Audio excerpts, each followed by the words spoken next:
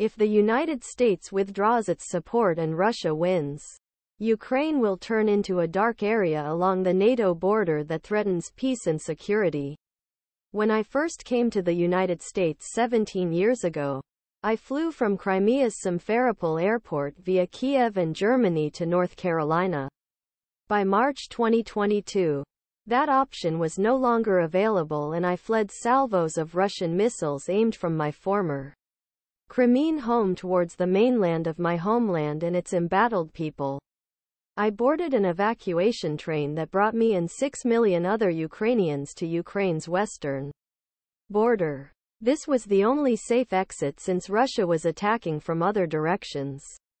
If mainland Ukraine, the continent's second largest country, is invaded by Vladimir Putin's imperial legions, will the rest of Europe escape?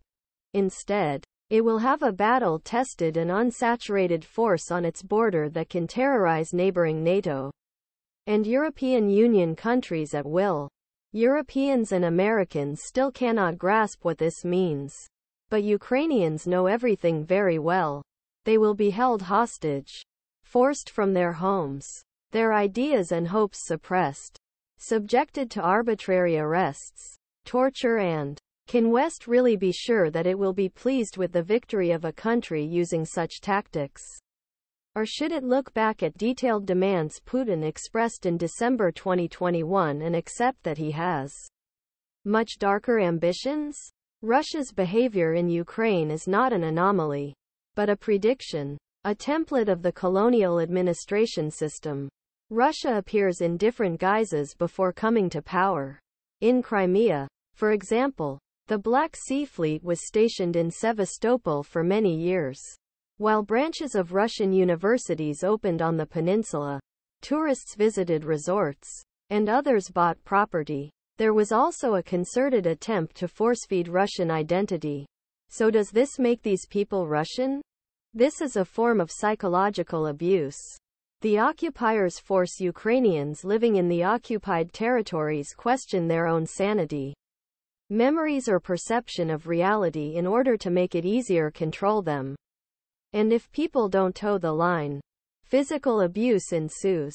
Russian forces target Ukrainians at both national and local levels. Delta Russia initiated a honeymoon period in Crimea in order to gain the loyalty and trust of the local population. Then, within a few years following the annexation in 2014, he began to escalate his abusive behavior, imposing his worldview on everyone on the peninsula. The same situation was observed in Donetsk Luhansk oblasts and is also happening in occupied Zaporozhye Kherson. The only difference is that the process happened faster. Russia constantly oscillates between the honeymoon period and the suppression of dissent. More than 20,000 people have been confirmed as civilian hostages of the Russian regime. The number is likely to be higher. But some families are reluctant to contact Ukrainian authorities for fear of being accused by the occupiers of spying on or